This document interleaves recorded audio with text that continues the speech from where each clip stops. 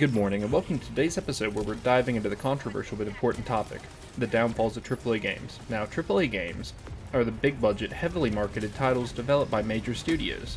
They're the ones we often see dominating the gaming landscape. But despite their popularity, they can come with significant issues that can't be ignored.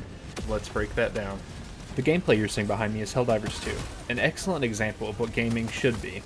Part 1. The pressure of profit over creativity.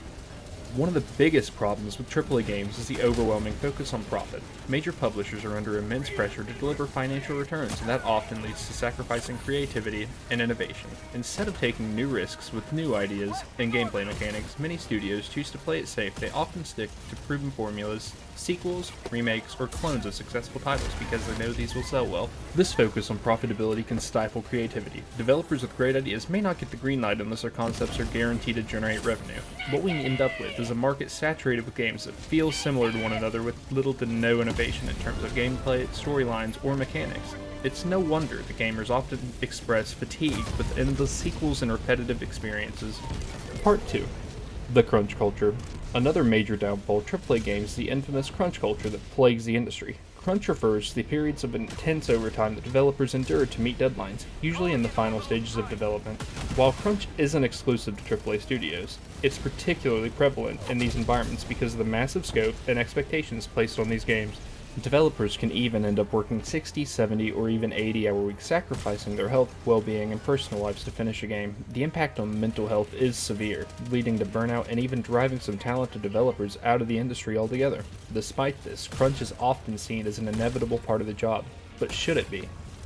We've seen high-profile studios like CD Projekt Red, Rockstar, and Naughty Dog all face backlash over crunch. While some companies are trying to address the issue, the reality is crunch culture remains deeply embedded in AAA game development, and the consequences for the people making these games are real and damaging. Part 3. Microtransactions and predatory practices. Then there's the rise of microtransactions, loot boxes, and other predatory practices that have become synonymous with AAA games. These monetization strategies are designed to squeeze every last dollar out of the player, even after they've paid full price for the game. Games like FIFA, NBA 2K, and Call of Duty are notorious for their aggressive use of microtransactions, often locking desirable content behind paywalls. These practices can turn what should be an enjoyable experience into one that feels more like a cash grab. Loot boxes in particular have come under fire for their resemblance to gambling, with some countries even taking legal action to regulate or ban them. The problem here is that these practices often prey on players' impulses, encouraging them to spend more and more money just to stay competitive or unlock content that in many cases should have been part of the base game to begin with. Part 4. The unfinished games problem. We also need to talk about the growing trend of releasing unfinished games. AAA studios often rush to meet deadlines, releasing games that are riddled with bugs, missing features, or simply not polished enough to justify their price tags. Cyberpunk 2077, anyone? The issue here is that publishers are so eager to get their games out that they're willing to release them in a broken state. Just take Starfield or any Bethesda game, for example, relying on day one patches or future updates to fix the issue. But for many players, that's just not good enough. If you're paying $60 or more for a game, you expect it to work out of the box. This trend erodes trust between gamers and developers, leading to frustration and disappointment. And, unfortunately, it seems to be happening more often in the AAA space, where release schedules and marketing plans take precedence over the quality of the final product. Part 5.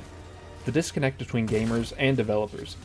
Finally, there's a growing disconnect between AAA developers and their player base. As these studios grow larger and larger, they can become increasingly detached from the communities that support them. Decision-making becomes more corporate, with executives and shareholders prioritizing profits over player feedback.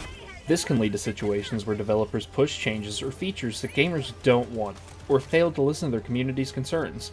In the worst cases, this disconnect can create a toxic relationship between developers and players, where trust is lost and frustration mounts. So, where does this leave us? The AAA gaming industry is capable of producing incredible experiences. There's no doubt about that, but the downfalls from the prioritization of profit over creativity to crunch culture, predatory monetization practice, and just releasing unfinished games, and a growing disconnect with players are issues that cannot be ignored. As gamers, it's up to us to be informed and vocal about these problems. Supporting indie developers, advocating for fair practices, and holding companies accountable can help push the industry in the right direction. That's all I've got for today. Thanks for tuning in. If you enjoyed this episode, don't forget to subscribe and let us know your thoughts on the state of AAA games.